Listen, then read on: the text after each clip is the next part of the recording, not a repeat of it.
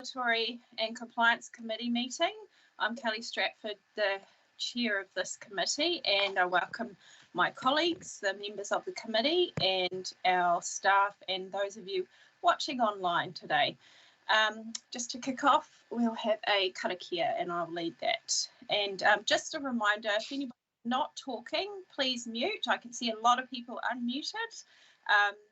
So if you could just mute until it's your turn to talk. Ngā mihi nui. Whakataka te hau ki te uru, whakataka te hau ki te tonga, kia mā kina kina ki uta, kia mā taratara ki tai. E he ake ana o te atakura, he tio, he huka, he hauhu, ti hei, mauri ora. Thank you, everybody. So for apologies today, we have Councillor Collard, and I'm not aware of any others. I'd also like to welcome member Belinda Ward, who's in our meeting this morning. And moving straight, oh, hang on, I need the apology from Dave Collard to be accepted. Happy to accept it, Madam Chair. Thank you, Councillor Smith. And we'll have, yes, John Carter. You're in favour? Oh, everyone's in favour. That's here, Dolly. For that one, that's not so important. Thank you. Right. Over to you, Mr. Churton. The floor is yours. Dolly, could you just clarify the standing orders rule for... Time is 5 minutes for Mr. Churton to speak and 5 minutes for questions and answers. Awesome. Thank you very much. Oh, you're on mute, Troy.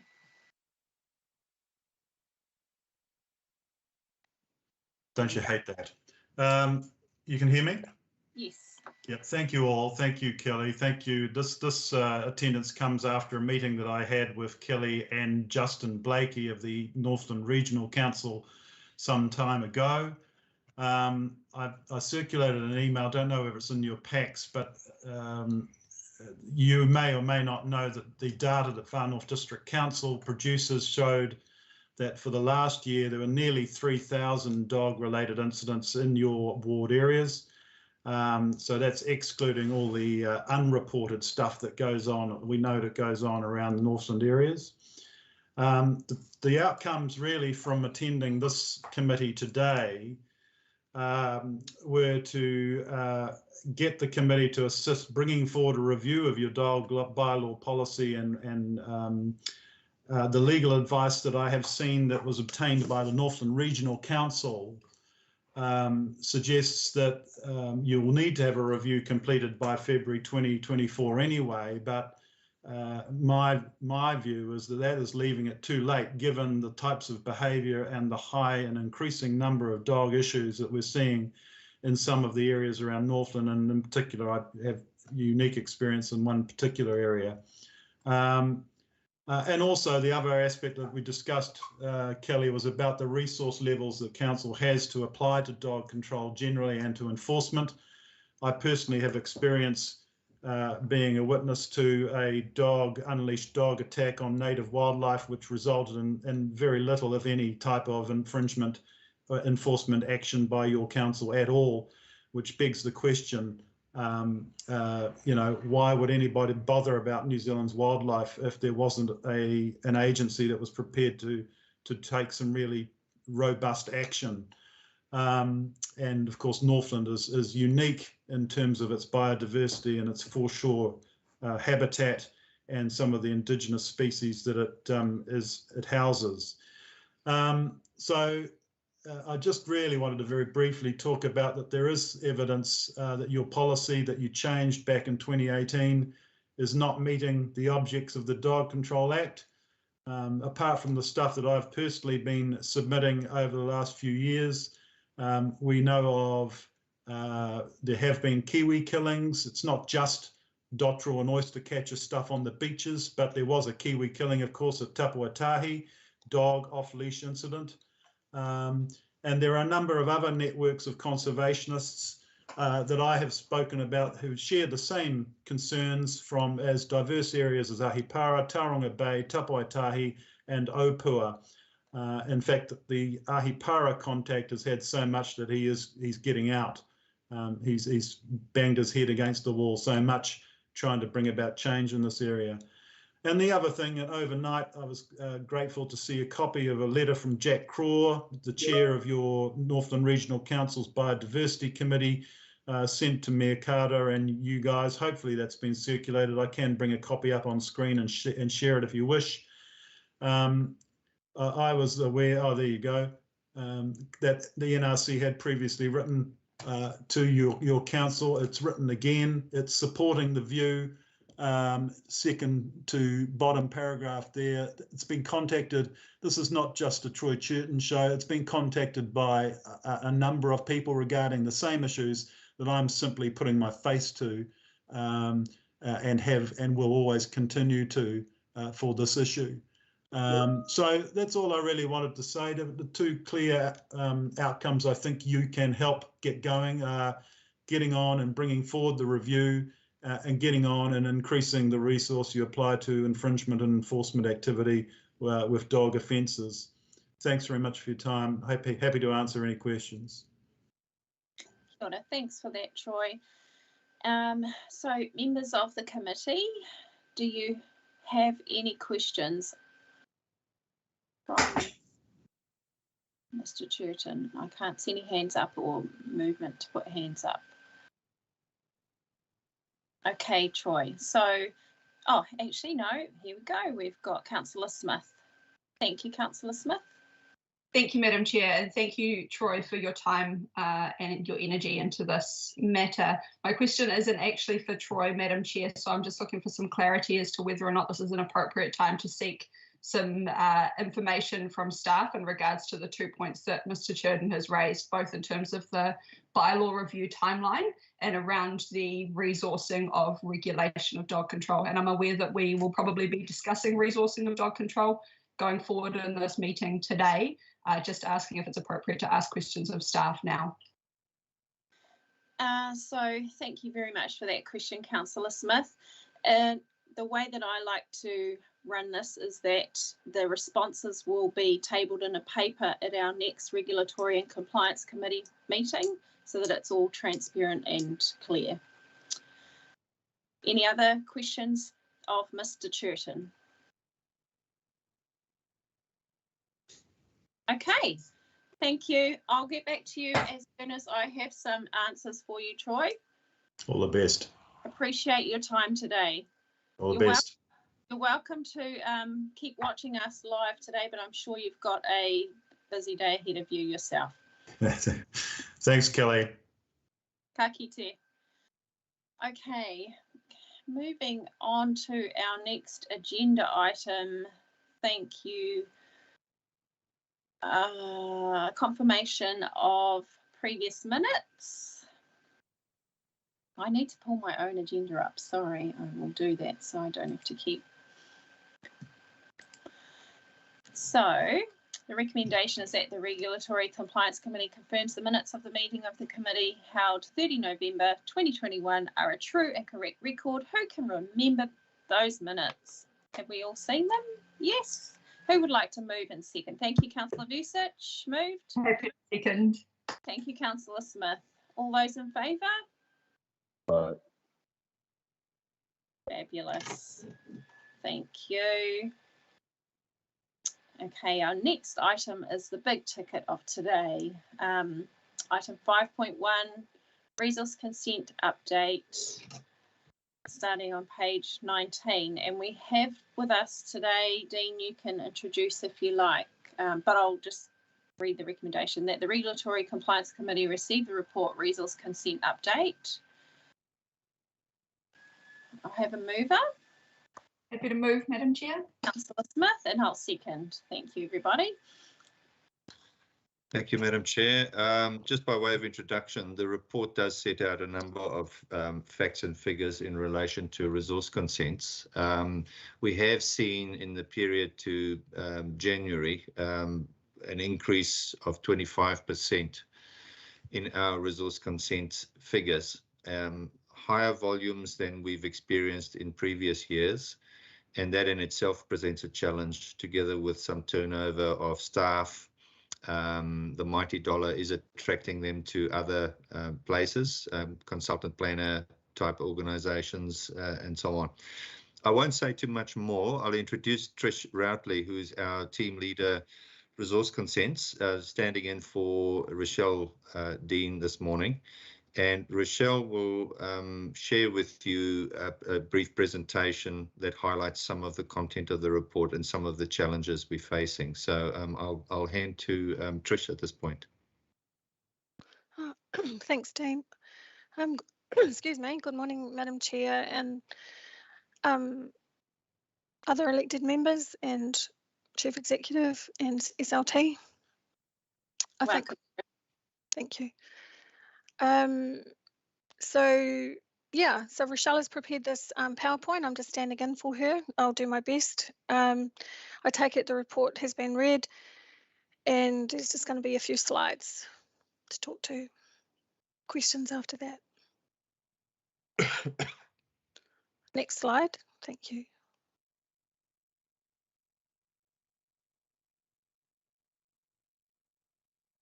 Has Malema got the slides? They were up, they've just disappeared momentarily.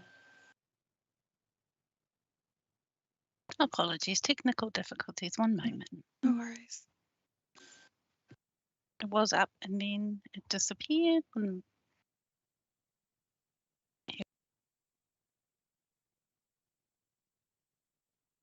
I think I forgot to say good morning to His Worship the Mayor. Sorry, Mayor, I knew you were there. Good morning. So the first slide we've got is the 2021-22 statutory performance. This is using our new BI. I've probably Rochelle's explained that to you. This one shows, I think we missed the first one, but this is the third one, but I'll just talk to it. This one shows the high volume of applications in the latter half of 21, and then basically, you know, we had our high point of hitting 100%, and then due to the high volume that Dean explained, staff shortages and then less consultants available to process, we're tracking back up, or less, if you like, less compliance. The graph before that, Malema, is that all right? Just the previous one we missed.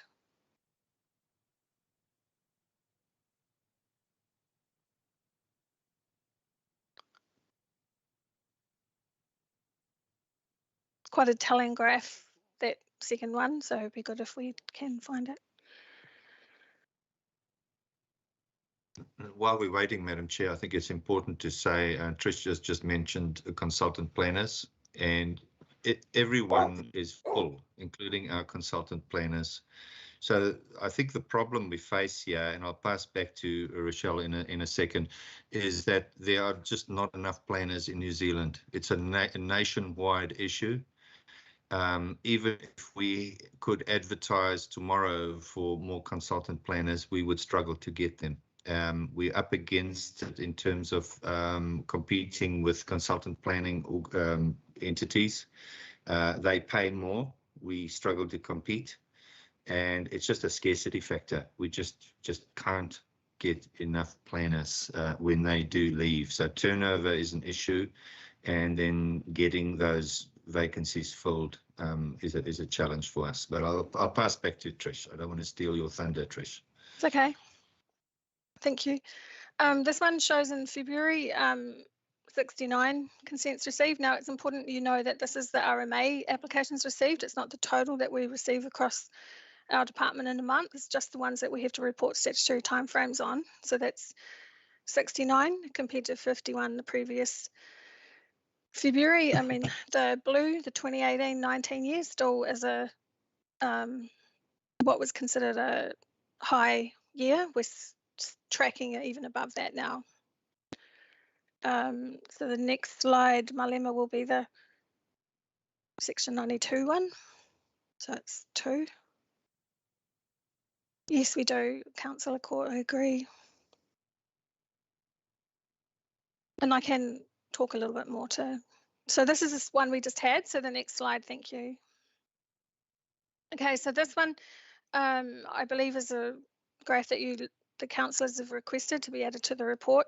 It just shows the amount of Section 92s that we've placing on each of our applications. It's reflective of the high volume, but it's also reflective of the poorer quality in some cases of applications being received, and that's in an attempt for applicants and agents to get applications in before the district plan becomes proposed. So, yep, and the extension of time. We had a period of time and we were applying Section 37 across the board with applicants' permission. We've pulled back on that. And as you can see, now we're only applying Section 37s to subdivisions and complex applications at the applicant's request as well. So that's why there's a bit of a blip there. And Section 88 applications rejected. So this one is about the quality of the application under Schedule 4 of the Resource Management Act. We did have a bit of a high while we were hitting 100% and we were allocating on day 1 and 2. So we were able to get applications early, flick them back if they weren't meeting Schedule 4. The reason why that's dropped down significantly is because we're actually a month and a half behind in allocating, and we're actually not getting to reject like we should be. We have a plan to work on that. We're not just letting that sit. And this is the one that Rochelle's responsible for, so I don't have as much insight into the, but it does show that even so, with our statutory climbing into lower compliance, we still aren't having the discounts that we were in the bad part of 2019, 2020, which was 176.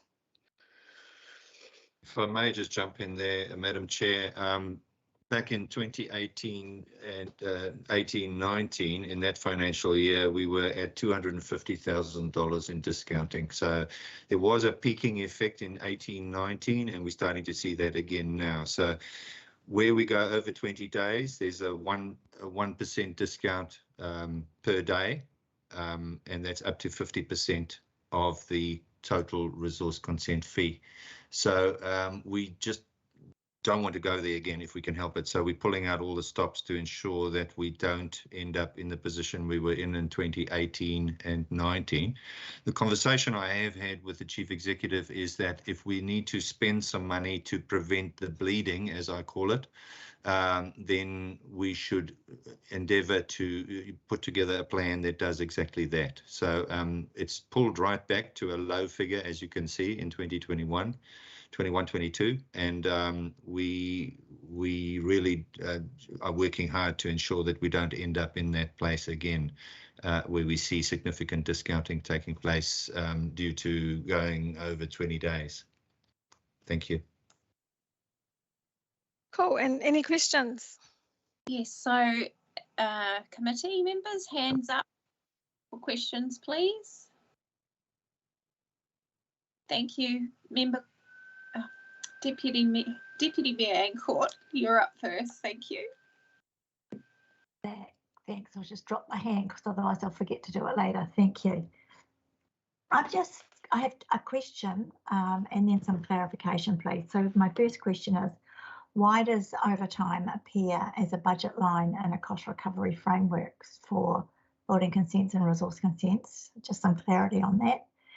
And my second one is, I'm not clear on the distinction between a Section 37 extension of time and a Section 88 assessment that the application is incomplete. When I read the report, it looked like once we do the Section 88 assessment, we're asking customers to go away and do more things like engineering. And in my mind, that should be a don't pass go, don't collect $200 right at the get-go. The application is incomplete, so shouldn't be accepted. That's what it is. The clock doesn't start ticking. And I'm just wondering if that is a balancing that, doing that juggle with the tension that we're under at the moment with not enough staff, and let's just call it what it is, they're being poached by everybody else, particularly the Crown, who can pay wonderful salaries. And so when I read the report, I'm thinking if the application isn't complete because it hasn't got all these things, it shouldn't be accepted, therefore the clock doesn't start ticking. And I didn't read it that way, so I'm just wondering if I'm reading it wrong. Thanks. Thank you, Trish. You can go ahead, and Dan might want to answer that first one. Trish, do you want to respond to that second part? Oh, thank you, Madam Chair. Thank you, and Councillor Court. The second question, absolutely, Section 88 is rejecting. So it's returned to the applicant or the agent, and it's saying that your application is incomplete under Schedule 4 of the RMA. So the clock does not start. Well, it has started in a sense because the planning support team have accepted it over the counter because they're not qualified enough to make sure that it's meets Schedule 4 of the RMA. They make sure that it's actually an application that's signed and it's paid for and it has an assessment of environmental effects. They can't assess the quality of the application. Then it comes to us, it comes into our inbox, if you like. We've got 10 days under the Section 88 of the RMA to make an assessment whether it's going to be rejected under Section 88 or not. We can use Section 37 to extend that, double that time frame. So that's what we're working on at the moment. We're trying to get to applications at least on day 20, 19, 18, and if they're appalling, at least we've still got a chance of rejecting them. I can pass on your concerns to Rochelle to clarify that part of the report so it's easier to see the distinction. Hope that helps answer. Thank you, Trish. Dr. Dean, the budgetary line. The budgetary line, I think the overtime indication there is simply a reminder that even though we do spend some dollars on the overtime aspect, we have a situation where the discounting in conjunction with, in spite of overtime, I guess that's a better way of saying it, that may still occur. So it's simply there as a reminder that even though we are spending additional dollars on overtime, there is the effect of the consents being discounted regardless. So it's just helpful to us to keep track of that. And we have seen in the past where the overtime figure has grown quite significantly, as has the discounting figure. So it may just be more helpful to us as from a management leadership point of view than it would be from a governance point of view. So we've included that in the report for those reasons. Okay, thank you very much. Next up for questions, I've got Member Ward.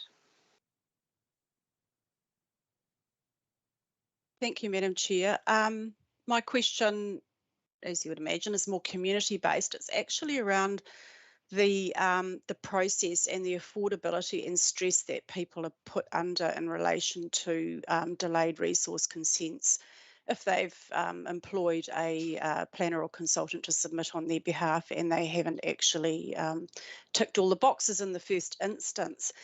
I think for me, it would be helpful to see a breakdown between resource applications for subdivisions and larger developments versus housing. I think we have a housing crisis and I'm not sure, I know you're understaffed and this is going to get worse, and I can't wait to hear what sort of plan you've got in place when the planners have to sit down and actually work on the operative and the proposed and weigh up the rules and policies and objectives of both, and processing that's going to be more time consuming, obviously. So really it's around, is there a way, instead of perhaps processing in date order, that somebody can be assigned to move along the house builds so that people aren't stressed living in cramped conditions with others, or struggling to find rental properties, or living in a tent in winter, so that I see Dean's already got me an answer, which is great, but I just feel really there's going to be a lot of developers, if they haven't already, submitting to get ahead of the new plan.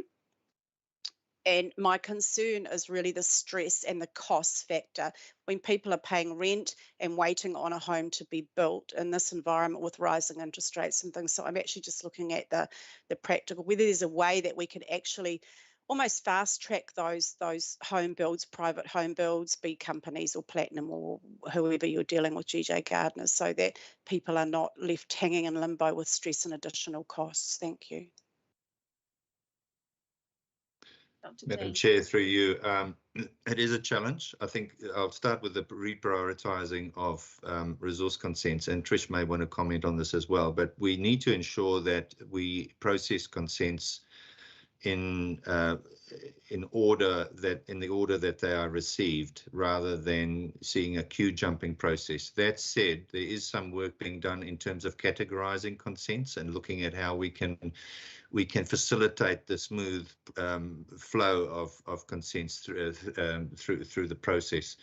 Then also the dynamic of resource and building consents. Often a building consent triggers the need for a resource consent, where that's a relatively straightforward process, and it's not always the case, but where that is so, the resource consents team does liaise with our building consents team to allow for the build to proceed pending the issuing of the resource consent.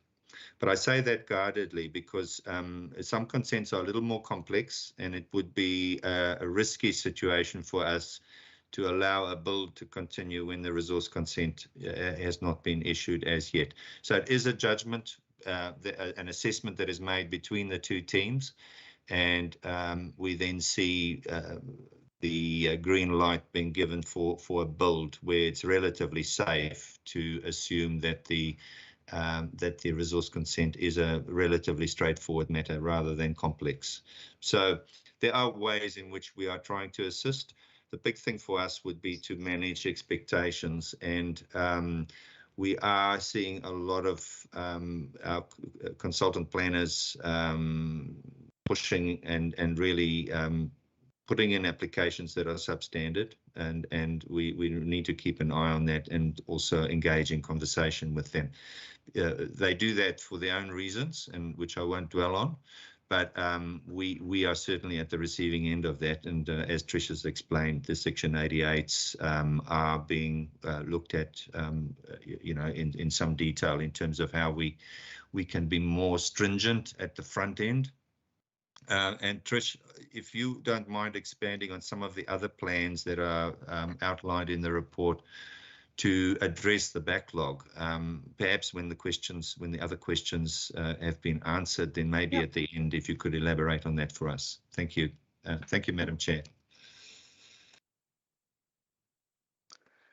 Appreciate that. So we've got Councillor Vucic. Thank you. Yeah, thank you, Councillor Stratford. That was my question.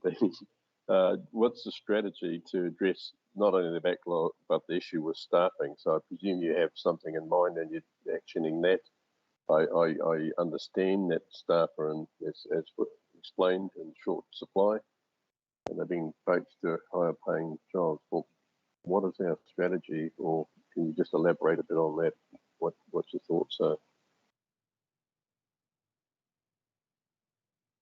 Who have we got answering this, Dean? Oh, I can answer. Trish. You would like, okay, Trish, you have a go, and then I'll come in behind you if there's anything else that I think I can add.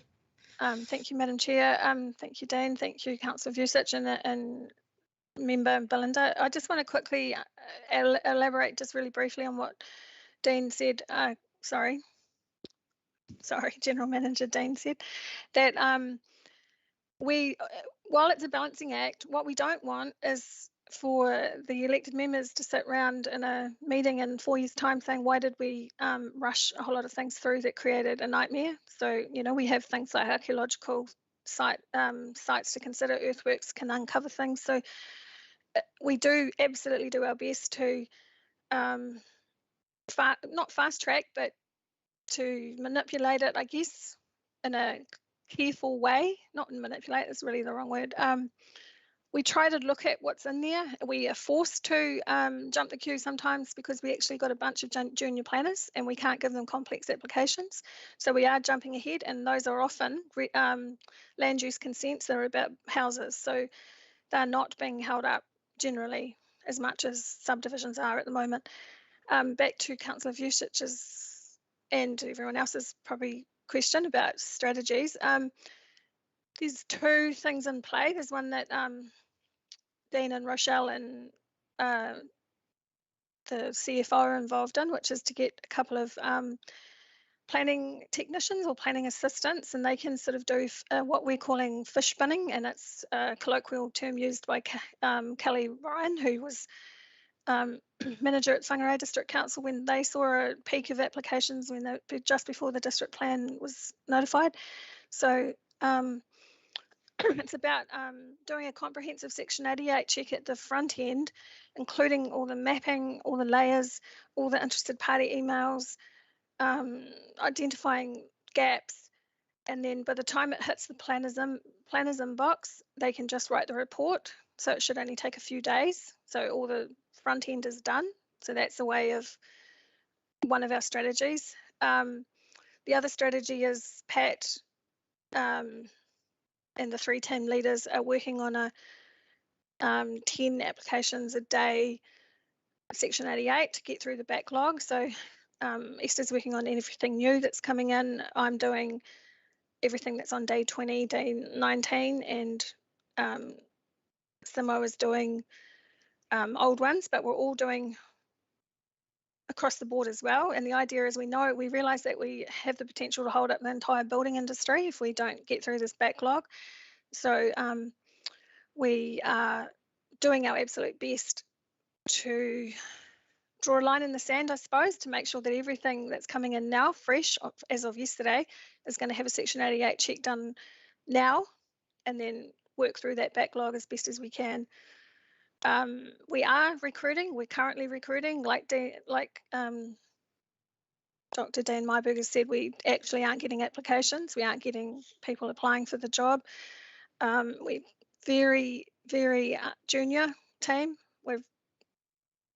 We've lost our senior to policy, which we're so happy for her, but you know, she was our fabulous senior. So and then we recruited 2 of our seniors to team leaders. So we don't have a lot of top heavy planners in house, and the consultants have all left us. So anyway, that's going on about the problems. Just saying, yes, we've got plans in place. Oh, and Simo is in charge of consultants, sorry, I should have said, and he is actively looking for new consultants. I've found a firm, Planco, through my daughters that just passed away. Her friends have offered to help. They're a company in Auckland.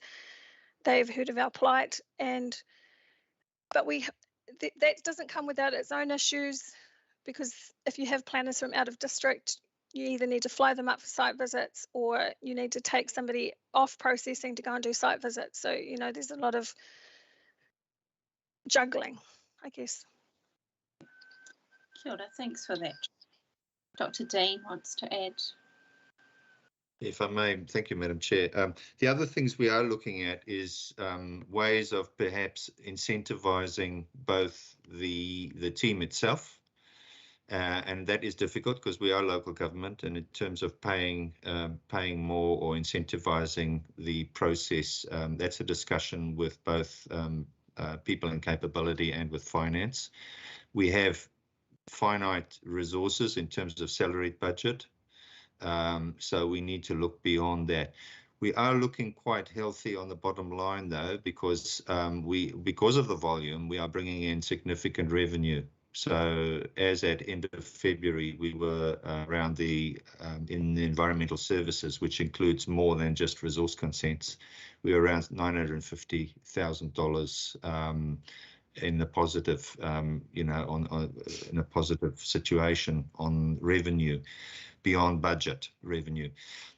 So we're looking at a number of issues. Incentivizing our consultant planners out there may be another opportunity in terms of reviewing our contracts, but doing so in a way where it makes sense and economically makes sense. And we're also thinking of ways of recruiting, if we can, beyond the borders of New Zealand. We're looking at that as a possibility. The constraint, as Trish has pointed out, is that we need people who not only sit in an office and process consents, they also need to do site visits. And with that, we also have resource consent engineers who are also under the pump and very difficult to find. So where we see turnover, and we've had that with the resource consent engineers, again, a struggle to recruit, and that bottlenecking effect potentially of having enough engineers to go to site to do the immediate technical engineering assessments. And then, of course, we rely on the NTA, we rely on Andy's team, the infrastructure asset management team, to also give us input and advice on consent. So there are a number of factors that all play and conspire to, you know, sometimes delay things. So we are looking at it holistically across a whole range of possibilities, and the technical resource consent assistance would certainly make a difference, along with those processes that Trish outlined. So it's an ongoing process. We've done process reviews before. The team has made improvements, and I think those improvements saw the consents going to 100% compliant within statutory timeframes for almost 4 months in the middle of last year, mid to third quarter of the calendar year. So we have seen some successes. We're just going through a rather difficult time right now. Thank you, Madam Chair. Thank you for that, Dr. Dean. Councillor Smith. Thank you, Madam Chair. I just noticed, Councillor Vucic, I think you and I seem to be quite in tune this morning. You've just popped something in the chat that I had written down also, but I look forward to perhaps having further conversations around this through assurance, risk and finance. I know that perhaps one of the alarm bells that went for me when Trish was speaking was around the health, safety and wellbeing side of things, and that's a really serious risk to our organisation that we are seeing escalating. So I think that there's probably an opportune conversation to have at your committee tomorrow, Councillor Vucic, around this. Trish, thank you for the update. And Dr. Myburgh, I really want to acknowledge and appreciate the statement that you made around effectively bringing the ambulance back to the top of the cliff and trying to build a fence with the conversations that you're having with the CEO around putting some money into preventing the bleeding. From a governance point of view, I really appreciate that that conversation is being had early. I do have some concerns around the sustainability of that, knowing the longevity process that we have in front of us of our district plan especially, but I'm sure that that will be an ongoing conversation. My question is actually around the RMA reform, and I'm not sure if perhaps our CEO might be able to answer this, but my question is around whether or not there is sufficient workforce development conversation being had around the RMA reform, and in particular these specific challenges being brought to the table in that. I'm wondering if through our advocacy role as governors, there is opportunity for our chair to be writing to Minister David Parker and highlighting exactly the challenge that we're facing right now, not only as a council, but obviously as a sector, and how that might be addressed through the reform. I'm not sure if anybody is able to answer that question. I can assure the elected member that the timeline's been set for the RMA reform from the RMA into the 3 subordinate acts, and just like Waters is having a conversation with itself about human resources under a new construct, the same will happen for resource management, but it is premature at the moment. There's not enough known about what structure would be populated for a conversation to be had about that population. So it's just a matter of timing. And as for the, raising other people's concerns over the resource management staff shortage, I don't want to trivialise anything you've been told by staff today. I do want to suggest to governors that this is a micro insight into what the SLT and I do all day, every day in terms of keeping all of the 40 functions of council working. So it is attended to very closely.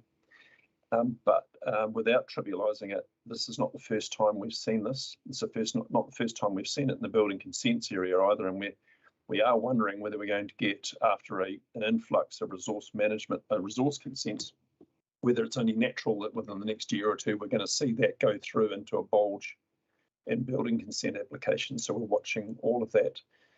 So this is a management issue for us to get through the peak, and we believe that once we're notified we're going to see some relief. This is the sort of thing that happens before a district plan gets notified. But let's see how we go. Member Smith, all good? Did that answer your question? Not in its entirety, but perhaps we can continue that conversation offline, Councillor Stratford. Thank you very much.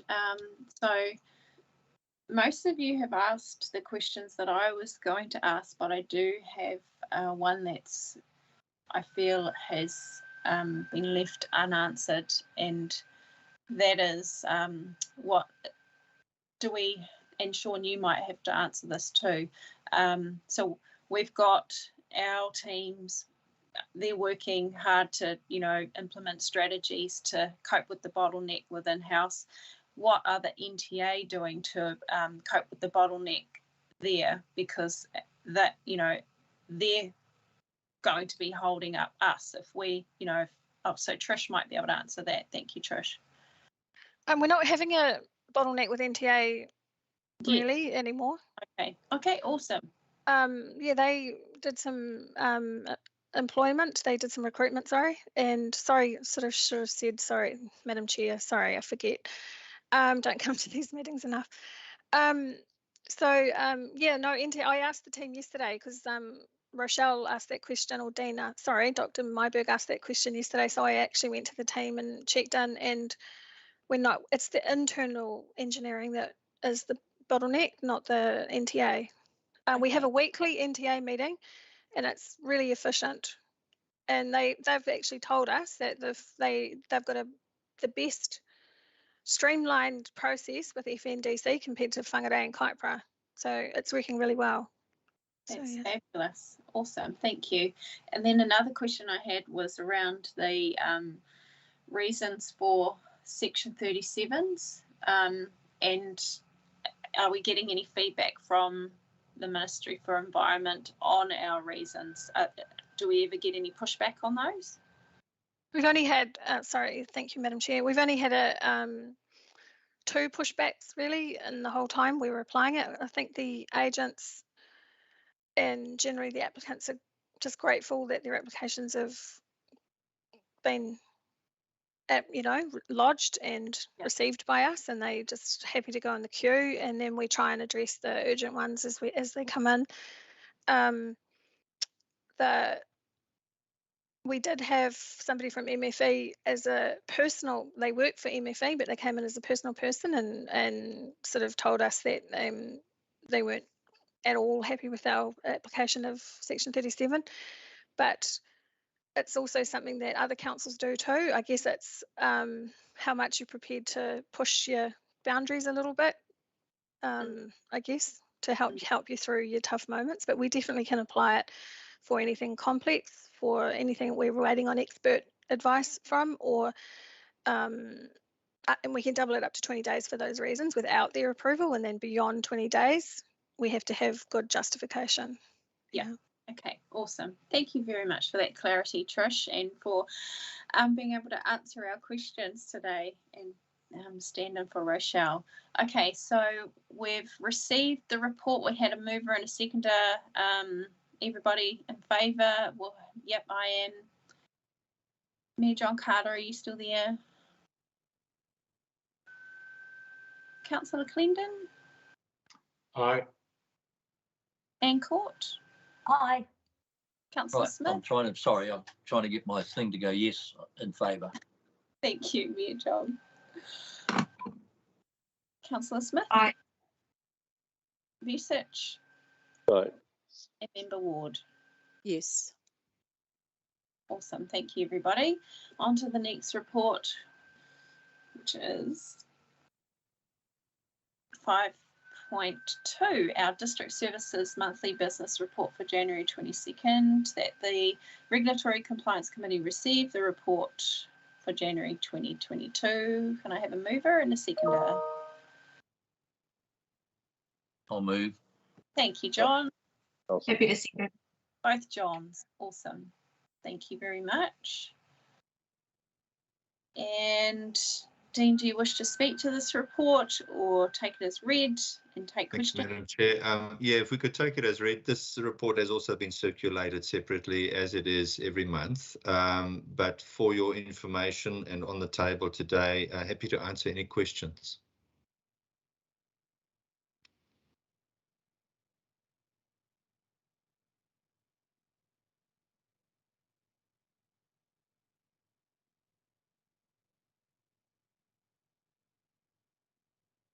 Councillor Clendon has a question.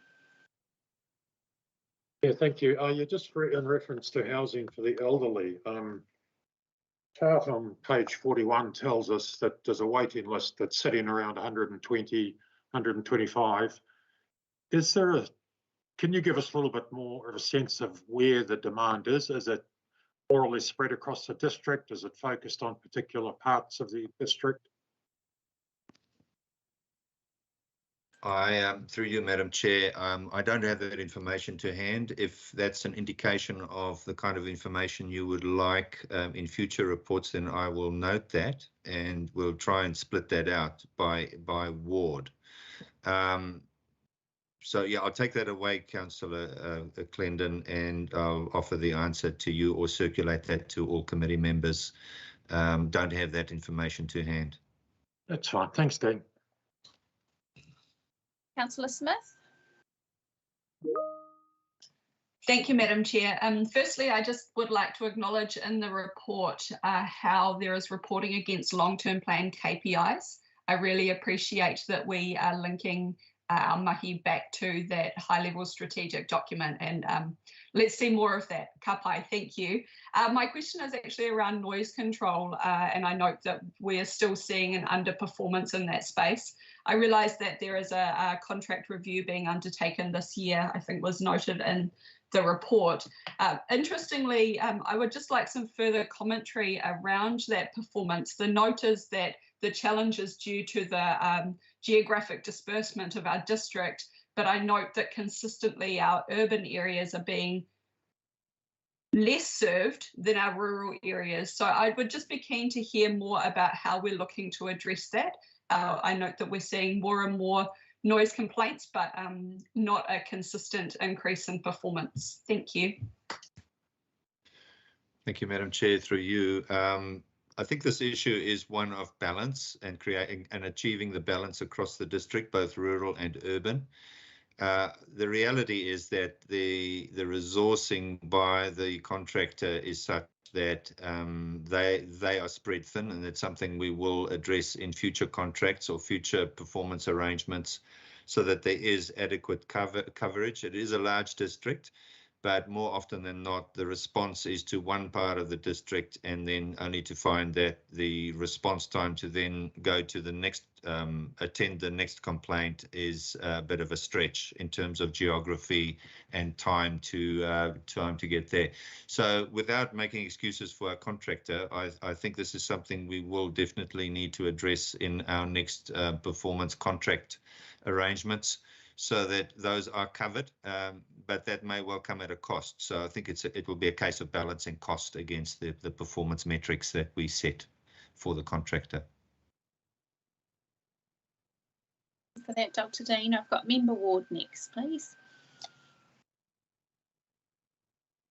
Thanks, Madam Chair. If you'll bear with me, I had a number of questions. It might be easier to answer them as I go.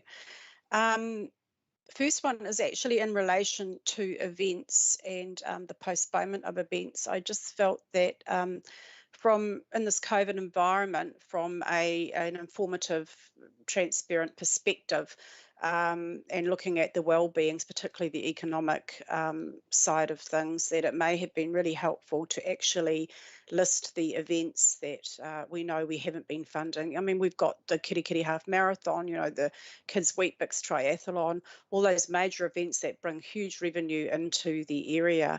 I think it would be quite helpful in reporting, and there is quite a snowball effect of these events not happening, or, you know, the BDO cycle tour. I mean, I could go on and on. There's a lot of events that we've missed out on, an awful lot of money within the community. Member Ward, the report speaks specifically to events that are booked through the council. This is not about I thought there was actually two sections, page 30 and also on page 42. Sorry, I stand corrected. I'll go to page 42 then. So the events booked through council was another issue that I had. These are often on reserves, most of these, and the community board have actually requested notification to the appropriate subdivision member at the time of an event being booked so that we are informed of what's happening in our communities and so that we may also be able to contribute to any issues or information that we have in relation to the applications. This hasn't been happening, but it would be extremely informative to be in the loop, shall we say. I did actually have a question around eyesights, and there's nothing reported in relation anywhere that I have found in relation to the new Northland Inc. marketing group, and I just wonder how they are assisting eyesights and how they're assisting in the marketing during these times. I'm not sure what category, Dr. Dean, that they are coming under in the reporting. Okay, thank you, Member Ward. Pause there and we'll let Dean jump in. He might have something to add on events. Thank you, Madam Chair. I think the events, I'll start with the events on page 42. Those are events booked on our reserves and they don't refer to the larger events. And typically those larger events that are sponsored events or where council has some involvement in funding or sponsoring those events. Darren may want to comment on that. I think those are reported separately through reports in strategic planning and policy. So these are strictly the ones within our reserves and booked through our system. As far as the other issue is concerned, I've lost my train of thought. I'm sorry. I'm going to have to get a refresh on what that second question was. That was about. It was around Northland Inc. Northland and Inc. marketing. Destination marketing. They have come up with a destination marketing plan, Northland Inc. So we are looking to that as a guide for our eyesights. We are also undertaking a review that will be reported through Strategic Planning and Policy Committee. That review of eyesights should be completed around April, May of this year. And the intent of that review is to look at the 3 eyesights in our district and also the one in Whangarei. Whangarei is joining with us in that review. And that will be done under the umbrella of VIN Inc., who have specific plans for under Tourism New Zealand, under that banner, to reposition eyesights, rebrand, etc. All of that comes at a cost, and we know that the eyesights are struggling financially at the moment. We're just not seeing the traffic coming through there that we saw when we had international tourism. So VIN Inc. and that review, together with our own review of eyesights to be reported through the Strategic Planning and Policy Committee in May, will bring a fresh perspective and options regarding the future of eyesights going forward. Because the statistics speak for themselves. We're just not seeing the turnover and even retail, which while it's local, we're just not seeing the performance there in terms of eyesights that we were seeing when international tourism was alive and well. So destination marketing plan from Northland Inc. is certainly a guiding light, and that a lot of work went into that, and we will be using that also in our review of the future of eyesights. That's great. Thank you for Wood, that. do you have more questions? Yeah, just in relation to noise, just recently we have had some examples at community board level of call centre staff or staff referring complaints to community board members. I just wondered what's going on in the process there in relation to noise complaints. Thank you for bringing that to our attention through you, Madam Chair, and was not aware of that. So staff should not be referring noise complaints to elected members, certainly not. There is a request for service RFS process, and that's how it should occur. So if there are any such instances, I'd like the details, please, and I will certainly follow up with staff. That should not be happening. Thank you. And finally, questions and queries within the community in relation to liquor licences. As we know, the Pippy Patch in Kings Road applied for a liquor licence, and the outcome of that was that it was appealed. There have been interested parties in the community awaiting the outcome of that appeal, and inquiries appear to be that a temporary licence has been issued until a change of ownership goes through on the property.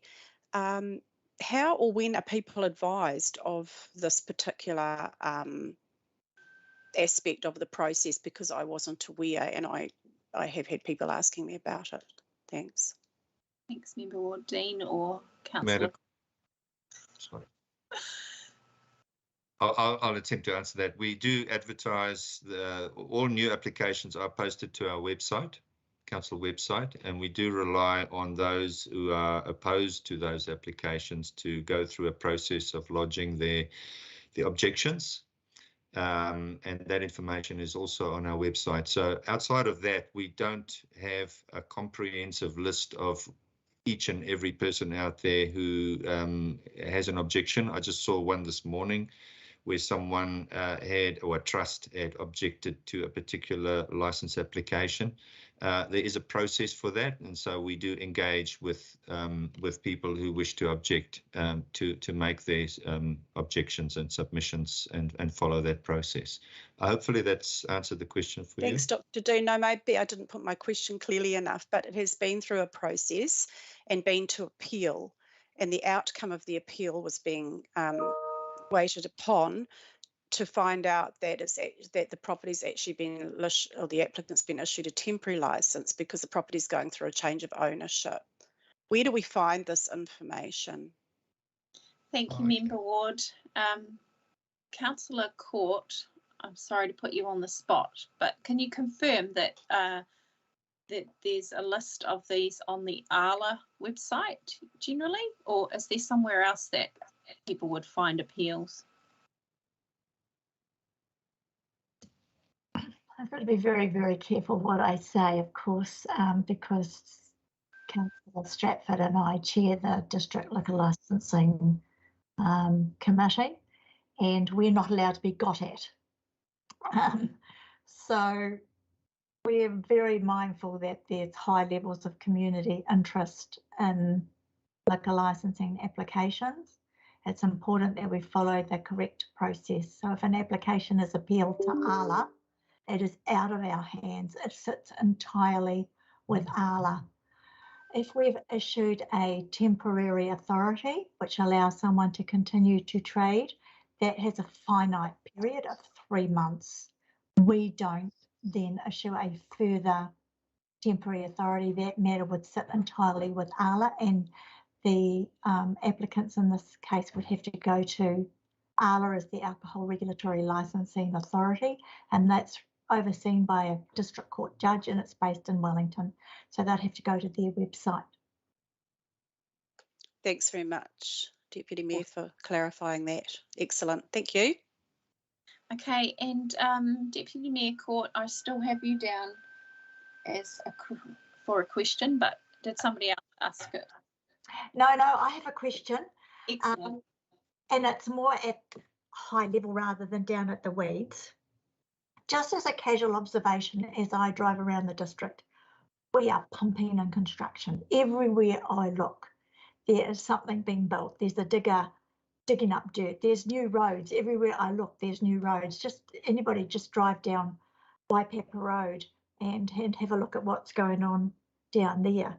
And I looked at this report, and it's clear, Dr. Dean, that your department is performing an absolute miracle at the moment. And I just want to acknowledge the staff because they all come in for brickbats when they're in regulatory and compliance. Very, very seldom do they come in for bouquets. So here's a big virtual bouquet. But in my role as governance, what I don't have is oversight of the cumulative effect of all of this development and what that might mean for us as governors in planning for new stormwater, new wastewater, new sewage, new roads, new footpaths, new streetlights, all of those other things that are going on. And I guess it's a bit of a challenge to you, Dr. Dean, if there's some way that we can use this report, because it's an excellent report, that we can get ahead of the game here, because I only am really conscious of, with COVID particularly, my immediate neighbourhood, because that's where I spend the majority of my time. So I see what's going on here. I don't see what's going on across the district. And there will be other pockets under significant pressure across the district. And I'm just wondering if we should be finding a mechanism to say to elected members, actually, we're experiencing huge and sustained growth in X, Y, Z. And we think you guys now need to start turning your minds to what the future looks like in terms of the provision of infrastructure to support the growth or the pressure that we're seeing in X, Y, Z. So it's just really a bit of a, I'd like to lift the report up rather than being right down in the weeds wanting to know each individual resource consent or each individual building consent. How can we use this information? And anything that's significant, like if there was, for example, and I'm going to make it up because that's what I do, a new hospital was going to be built in Tiddlywingsville, we'd want to know about that. So significant projects, not the little rats and mice stuff, but that'll probably cover it for me. Thanks, Madam Chair. Thank you. Dean, did you have a response? Or? Just in response, Madam Chair, thank you. Yeah, we certainly will endeavour to indicate those larger projects because commercial 3, commercial 2, commercial 3 type developments, the Bunnings on Waipapa Road, for example, we have schools or a school coming on Waipapa Road and across the district. If we can provide more information, we certainly will. As far as the growth is concerned, I think that we'll take that offline. That's a discussion for Darren Edwards and Andy Finch and myself, I'd suggest, along with development contributions, development agreements, and infrastructure, cost of growth kinds of considerations that may be reported through a different committee, I would suggest, if not infrastructure, then strategic planning and policy. But we'll take that offline. It's noted, and we will endeavour through this report to highlight those larger projects that will be indicative of the kind of growth and demand side that we are seeing. Thank you for that, Dean. Councillor Vusic, did you still have a question? Your hand has gone down. No, somebody else asked it. Yeah, well, sort of answered it, but what it related to is the page 47. There was, which sounds contrary to what was just said, a significant drop, in fact, 75% drop in the building applications received. And I'm just wondering, Dr. Dean, if that's a trend going into the future. And what does that actually mean? I suspect, as you say there, it's relating to the lockdowns, and as a result, people have not done, the applications. Well, they couldn't, they delayed them or whatever. But yeah. Or more related to the time of the report. Sorry, I didn't hear. Dr. Dean has an answer for you. I'm not sure that I have the answer, Madam Chair, but I'll attempt to answer that. And Trent Blakeman is on this call, and he'll be talking to the next item, next report, and he may want to expand on what I have to say. For the sake of time, if you want to, Madam Chair, you could leave it to the next one because I notice it's in the next report as well. Yep, that would be wonderful. Okay, Thank if we you, could do everybody. that. Great. Thank you. Okay, so we're finished on this. I'm a aye. And Mayor John Carter. Aye. Councillor Shendon. Aye. Deputy Mayor Ann Court. Aye. Councillor Smith. Aye. Councillor Vusic. Aye. Member Ward. Aye. Thank you, everybody. Okay, so moving on to item 5.3, Building Services BCA update, that the Regulatory Compliance Committee received the report Building Services BCA update. I'll move. Can I have a seconder? Happy to second, Madam Chair. I'll second. Councillor Smith. And we are in the hands of Trent, Blakeman and Dean for this report, which I'm not sure if you want to speak to it first or just take questions. Madam Chair, I think Trent has a brief brief presentation. He'll talk to the report and just highlight a few statistics. It's all good news. So that's a real plus.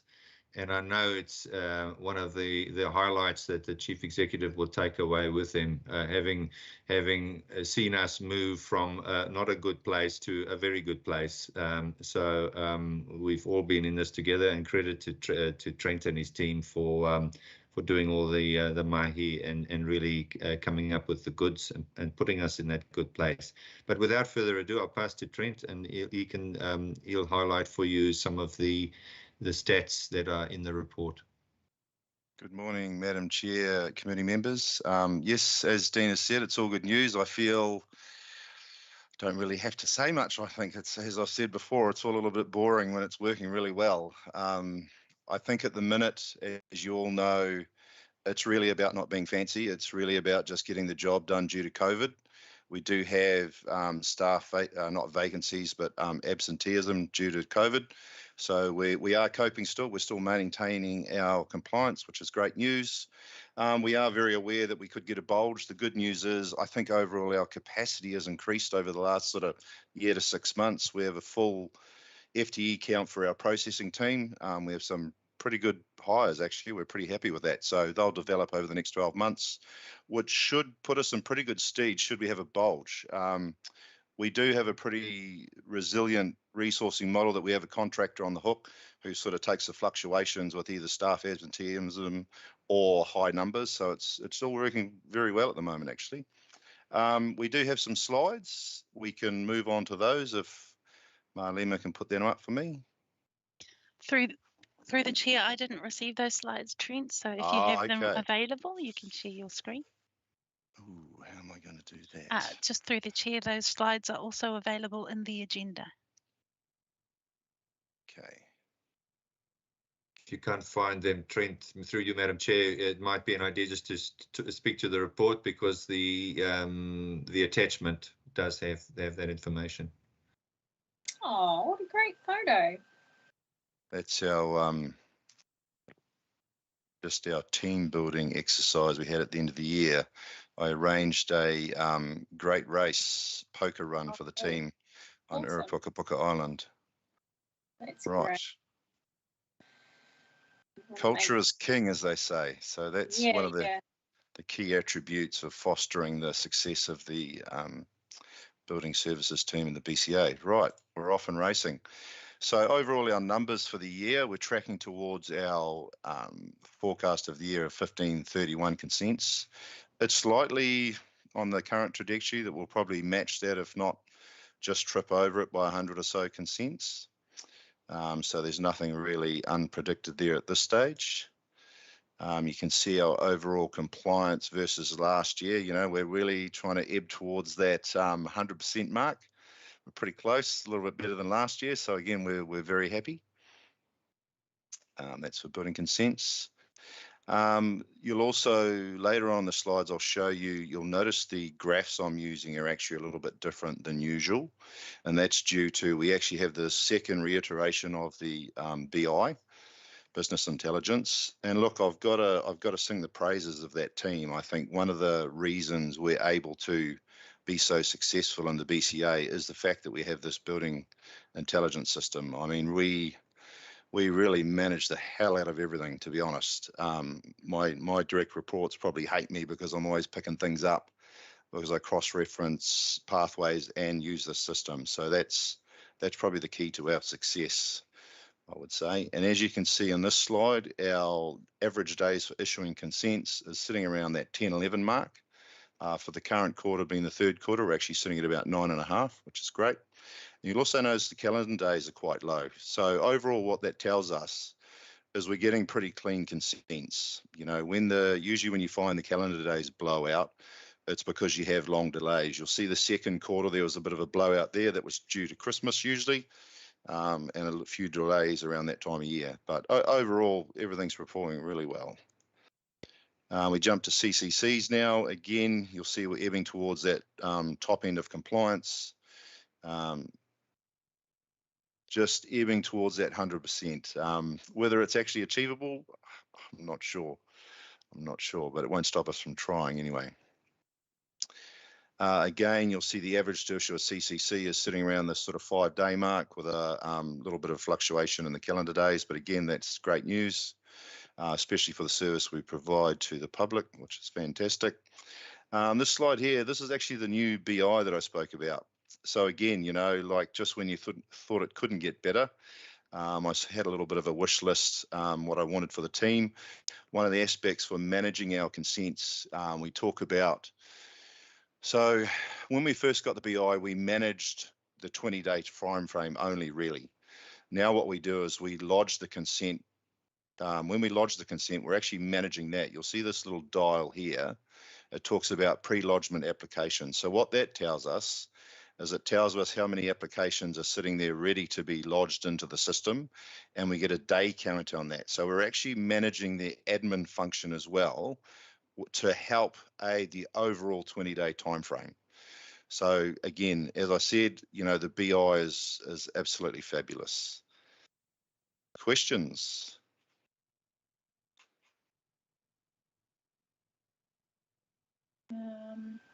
Oh, okay. Hang on. Let me just get to the screen. Oops. Yeah, if you stop sharing, then I can see. I think I have Member Ward was first and then Councillor Smith. Thanks for that, Trent. Just a basic question, really. How many building inspectors do you have, and are they qualified builders? I'm just sitting here trying to think. I think they pretty much all are, actually. Just trying to, because when I say a qualified builder, it's whether or not they had hold a trade certificate. I'm not sure. Like I can think of one, Jeremy Rice. We employed him from overseas. He doesn't probably have a LBP or a he may do, but what he does have is he's qualified as a building inspector. So you don't have to be qualified as a builder to be a qualified building inspector. It's actually a different profession, but it definitely helps. Sorry, and how many? I didn't hear. We're sitting at about 8 or 9, I think, just off the top of my head. I know we've got a couple of, we're currently looking at doing an employment run for 2 vacancies I think we've got to fill. So yeah. Thank you. So just on that, there's 4 areas basically. So we look to have about 2 inspectors in each area. And then we look to have a couple of floaters that can do either processing or inspecting to give us resilience. Awesome. Thanks for that, Trent. Councillor Smith. Thank you, Madam Chair, and thank you, Trent. In the spirit of there's no such thing as a stupid question, I'm going to ask what I think is a stupid question. Can you explain to me what the difference is or how that difference occurs between the average work days and the average calendar days? So, for example, on page 84 of the agenda, it shows 4.83 average work days, but 15.19 average calendar days. I'm just trying to understand that. Thank you. So what the difference is, a calendar day includes weekends, holidays, all that kind of stuff. The statutory days are the average days. I'm just going to pull it up to make sure I'm explaining that correctly. Yeah, so in the slides, you'll see the average working days is actually statutory days. So that's the days of the week, but the calendar days include all the weekends. So that's the difference. I thought that was the case, but I'm still trying to figure out the maths there. I might just need to rework it. Thank you. No worries. Councillor Vucic. Yeah, sort of along the lines before. Trent, yeah, I'm all in favour of the BI dashboard. In fact, I'd love to see our reporting just be straight out of the dashboard. So it'll save the report writers a lot of time. Just on the applications received, this is the building consent applications, I believe.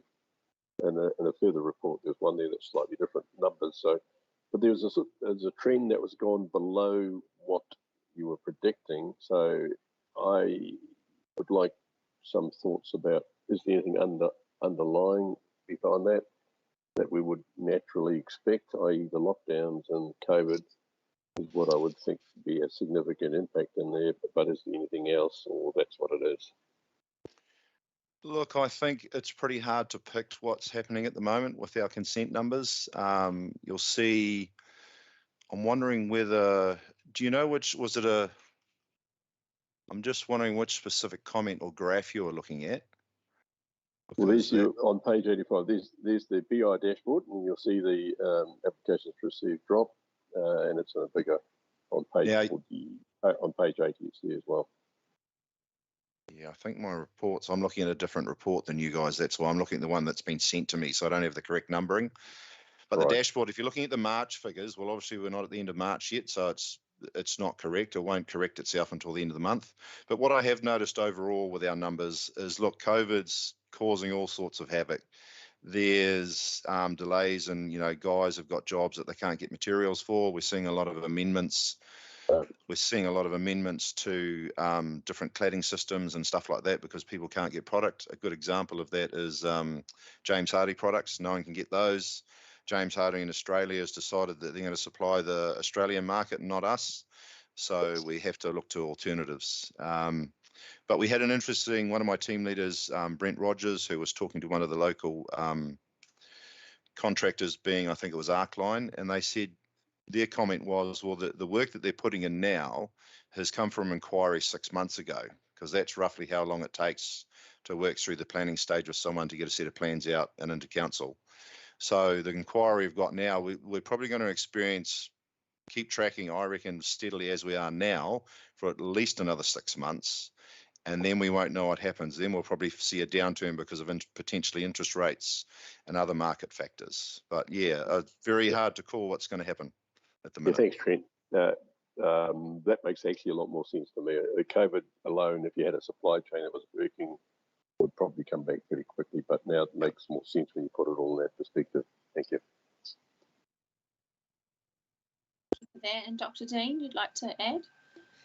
Yeah, Madam Chair, I think Trent answered Councillor Vucic's question. The blue line drops away because it's an incomplete month, or it hasn't. We haven't seen the cumulative effect for the month just yet. Just with regards to, and this is probably more for the Assurance Risk Finance Committee, Councillor Vucic's committee, but our building officers are, and other officers in the field are at the receiving end of unacceptable behaviour.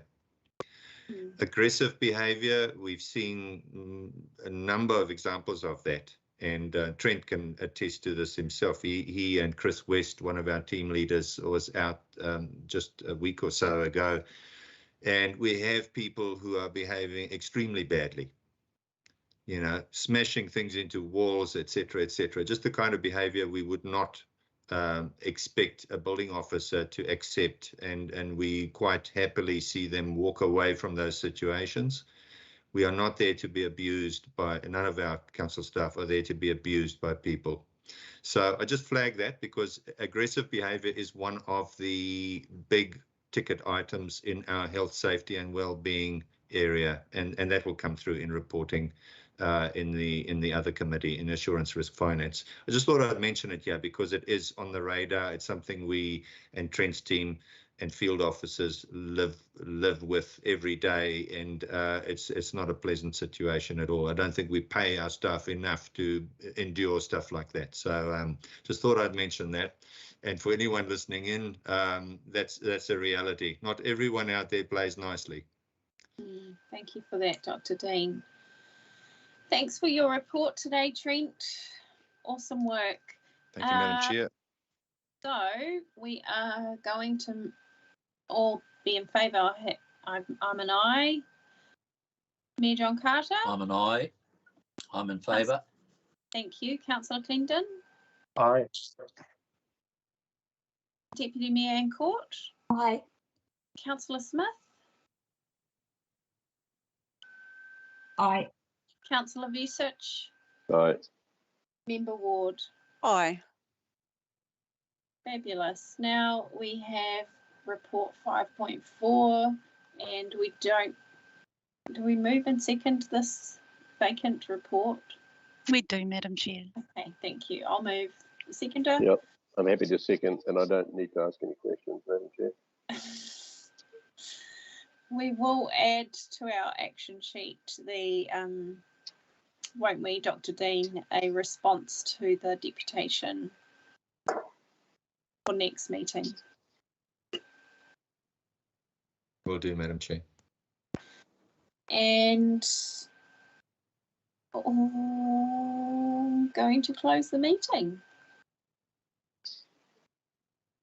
Well, Is Chair. that all in Thank you, favour, ma'am. Madam Chair? Yes, thank you. All in favour, please say Aye. aye. Awesome. Thank you for that, Mayor John Carter. I was trying to move us along swiftly because we do have another meeting this morning. You can chair all the meetings all day if you would. Oops, someone's phone. I'll close our meeting with a karakia, and we don't forget, everybody, you're back here at 11:30. And kia tau, kia tātou katoa, te ata whai o tō tātou ariki, o ihu karaiti me te aroha, me te atua, me te whiwhinga tahitanga ki te wairua tapu, ake, ake, ake, āmene. Amen. Amen. Thank you, Dr. Dean.